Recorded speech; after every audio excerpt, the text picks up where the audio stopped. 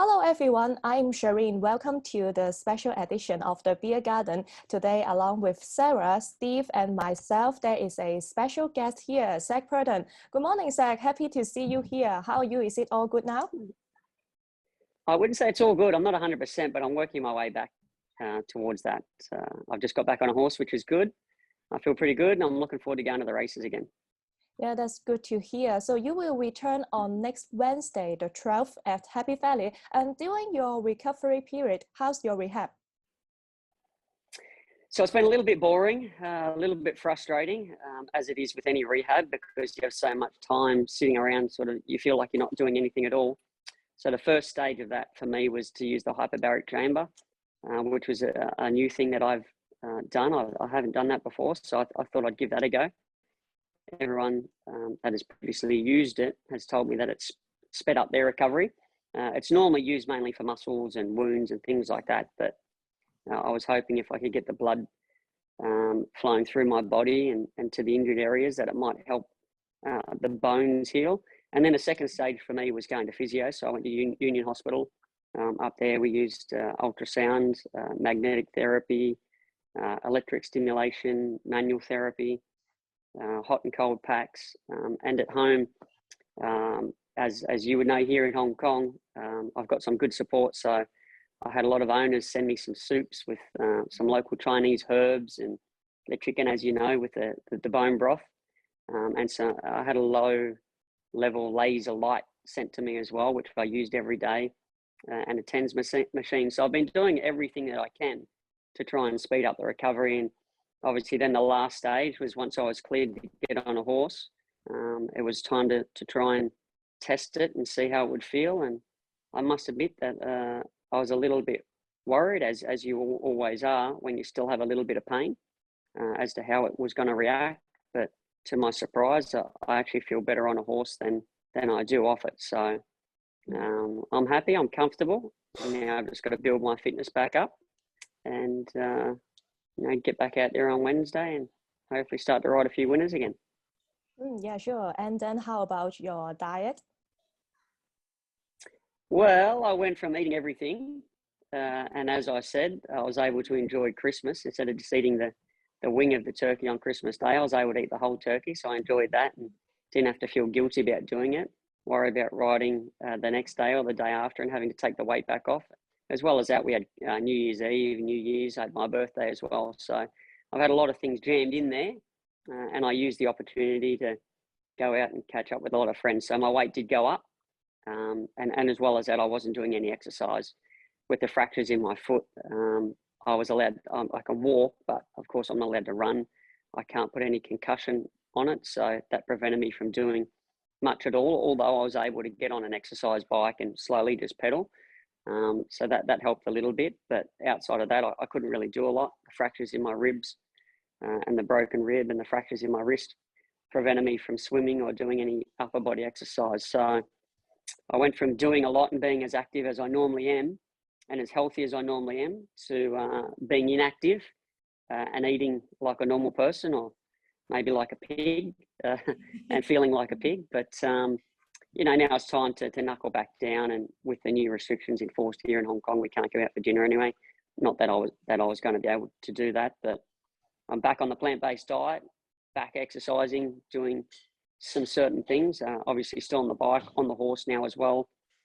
Just started hiking a little bit. I need to be careful. I'm okay going up. I need to be careful coming down, that I don't land too hard on my heel or on my foot. So it's just about building my fitness back up. And I must, I feel a little bit better on the horses than I thought I would feel. Having the few weeks off, I thought I would have lost a lot of fitness, but I think I'll pick that up pretty quickly. And I'm pretty comfortable to be going to the races next week. Not able to ride as light as I normally would be able to ride. I had to forgo some rides and give them away, but I still have 6, so that's a fairly busy book for a first meeting back, and hopefully I can get 1 or 2 winners in amongst them. Was Joe racking up all the winners, all the incentive you needed? You were saying it's a thought getting fit in the cold weather. Was that all the incentive you needed to sort of get fit very quickly and keep the diet right, etc.?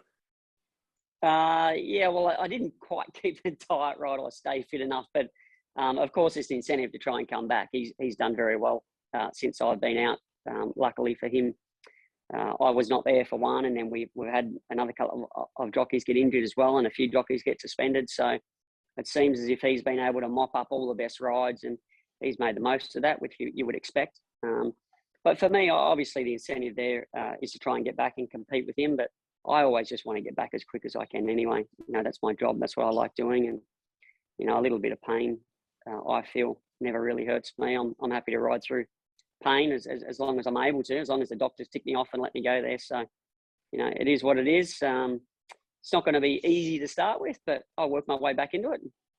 Hopefully we can, start off on a good note. Okay, thank you, Zac, for all our answer. And we have prepared a game for you that our team Beer Garden will be challenging you for the last game. And then this time, the representative of the Beer Garden will be Sara, and then Steve will be the judge. So Steve, please. Okay. Yes, here we are, Zac. In front of me, I've got a series of topics that you have to tell me how many you can name within that topic in 30 seconds. So, for example, if the topic was types of sports, Zac, if you told me you could name 10 sports in 30 seconds, Sara, you could either attempt to name more and say 11, or 11, 12, 13, 14, and so on, or call him a liar to his face. So that's how it goes. And if Zac gets the 10 points, he gets the point. And if he fails. So the first question, Zac, is Europe, countries in Europe, the name of countries in Europe. How many do I have to name? 10. Oh, I've got to name 10. I think I can name 10. Jeez, Christ. It's going to be hard for me, but I think I can name 10. Well, I think so Sara, I think I'm going to challenge that and call you a liar. I wasn't very, very convincing in my answer, was I? All right, so I'm just trying to think of actually where Europe is. But all right, we'll give it a go. So if we've got Wales, the UK, France, Spain, Portugal, Switzerland, Italy. Where else have we got around there? Geez, I get 3 more. I've got 30 seconds, so I'm running out of time. You're running out of time, and actually, time's up. Some of those places aren't in Europe. Right, time's up. You got me. So Sara, you're 1 point up. Oh, well, that was easy. Right, for Sara now, it's name me 10 events in. I'll get the clock here. In Summer Olympics, starting now. Yeah, I'll call you a liar on that too, because I don't think she can name 10. That's not even convincing. Not answering the question. Yeah, 10. Yeah, what do you think of that? Or maybe 2? Okay, let me know when I need to start. Okay, stop. Okay, gymnastics, swimming, diving, 100, well, I mean, I guess you could do a lot of like 100 meter, 700 meter, shooting, skeet shooting, ribbon dancing. 15 seconds. All right, I need like 2 more. Well, basketball, volleyball, beach volleyball. I think you've done it. There you go. I didn't know ribbon dancing was part of the Olympics, so I've learned something there. I saw it randomly, and I couldn't actually, believe ribbon it. dancing is a bit of a dubious one, isn't it? We might need to challenge that one. No, I'll give you that one. I'll give you that one because you finished on a good note on the volleyball. I like watching the volleyball. Yeah, I almost forgot that one. Oh my goodness! In fact, what is ribbon dancing? It's like like floor routines of gymnastics, but they have a ribbon. Oh yeah, I know that. Oh yes, which I've seen on TV in like competitive style. I should maybe challenge that to see if it's an Olympic one. Funnily enough, I don't think I've ever watched certainly that. one of the routines. Yeah. Yeah. Yeah, I think so. And the final question for Zac is actually quite a favourable one, really. It's the name of Hong Kong jockeys and trainers currently. Do I have to name all of them? Well, 10. Or Sarah can get 11, or call you a liar. It's I can name 10. I can name 10. Oh yeah, I would hope so. So it's jockeys and trainers. Jockeys So 10 jockeys and 10 trainers. Yes. All right. So for trainers, we'll go John Size, Frankie Law, Casper Founds, David Hall, David Hayes, Paul O'Sullivan, Dennis Yip, Chris So, Manfred Mann, Francis Loy. Wonderful. 10. Yeah, Yeah. 10. Jockeys. Can I name myself? Do I get a free point there? I think so. I think so. Zach, Morera, Teaton, Bentley, Hamlin, Ruenmeyer, Borges, Blake Shin, Luke Ferraris, Vincent Ho. That's a pretty good 10, isn't it? Yeah. That's a pretty good 10. And Zac wins. He does, yeah. Oh, He does. by default.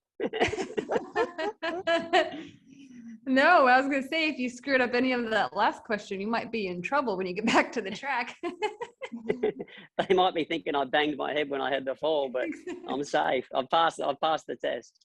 You're good. You're good. You're good to ride this week, or this coming week. Yeah, that's very interesting for our show today. So thank you, Zac, for your time, and then see you soon at the race course, and wish you all the best. And then thank you very much for watching our show. See you next time. Bye-bye. Bye-bye.